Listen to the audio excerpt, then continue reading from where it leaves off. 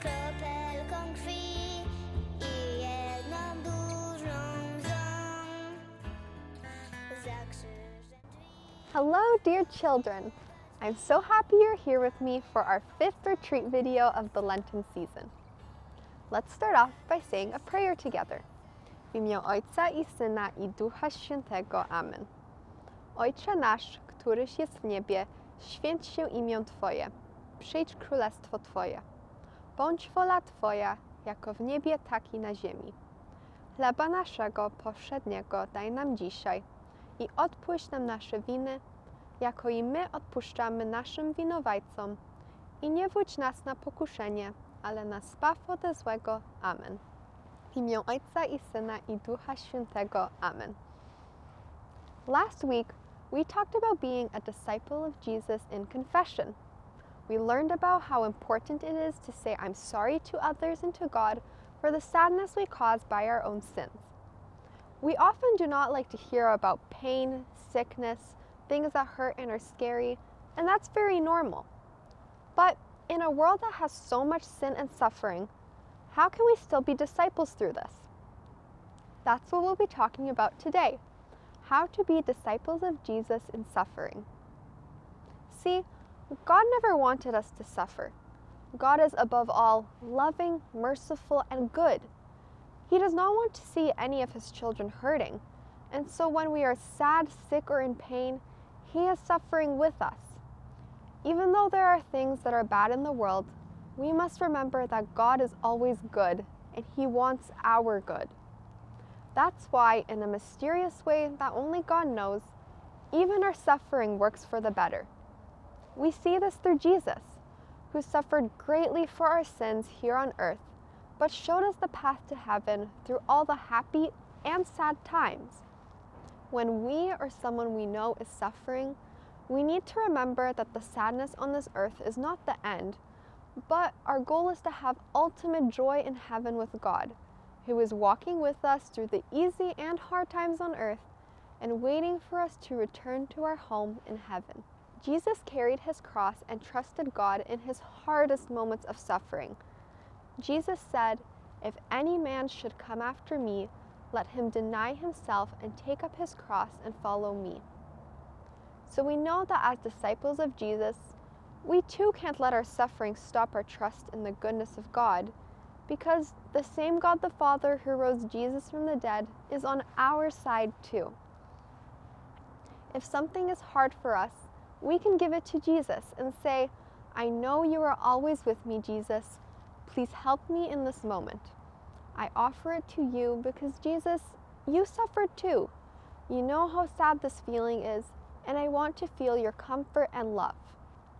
Like Jesus offered his suffering for all of us, we can unite ourselves to Jesus and make our suffering a prayer for someone who is far away from God, so that they can open their hearts too. Even if suffering doesn't make us happy, it doesn't have to be a bad thing, and it should not be something that pulls us away from God, but rather closer to him.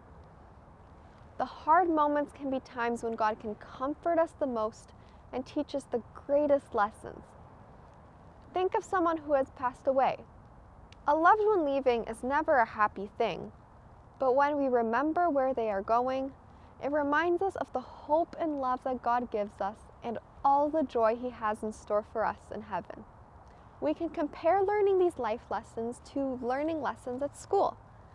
Think about a time you didn't know how to read a word out loud.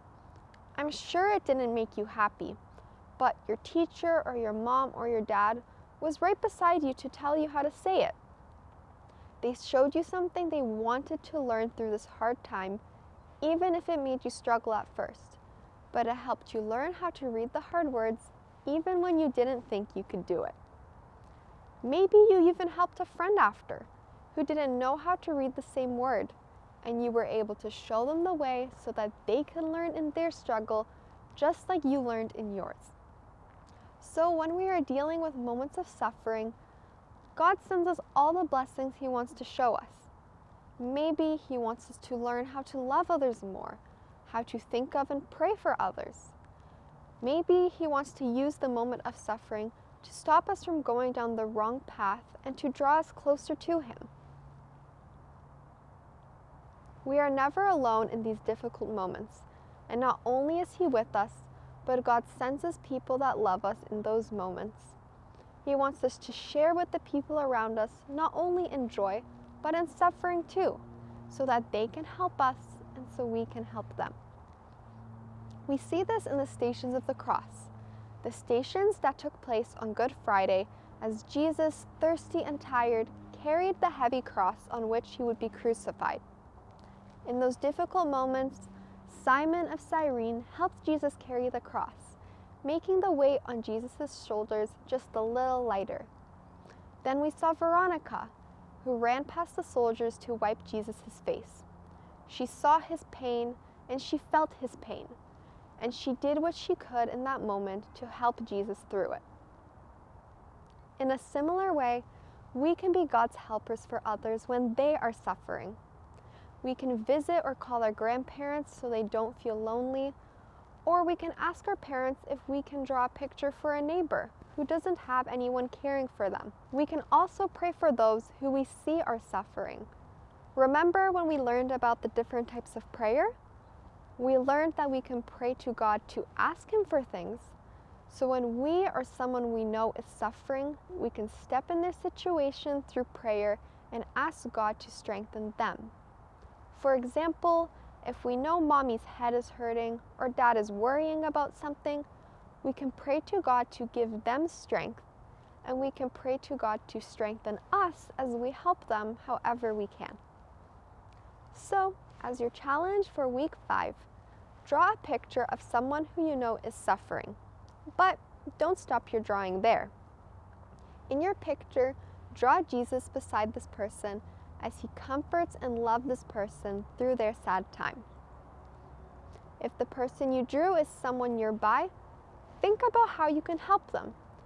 Can you give them a hug or offer up a prayer for them? Do what you can to be like Veronica or Simon as this person in your life carries their heavy worries too. You can even draw another picture on a sheet of paper to give to them, to remind them that you are praying for them and that God is always with them. Thank you so much for watching this video. As we finish off for this week, I invite you to sing our retreat song when the words pop up on your screen. This Sunday, your sticker for the week will be in a box inside the entrance by the big cross so that you can pick it up when you come for Mass and stick it in your booklet under week 5. The box will be there all week, so even if you couldn't book a time for Mass, you can still get it if you come by the church for a prayer during the week with someone in your family. Have a happy weekend, and remember that God will always give you the strength to love others like Jesus, because that's what being a disciple is all about.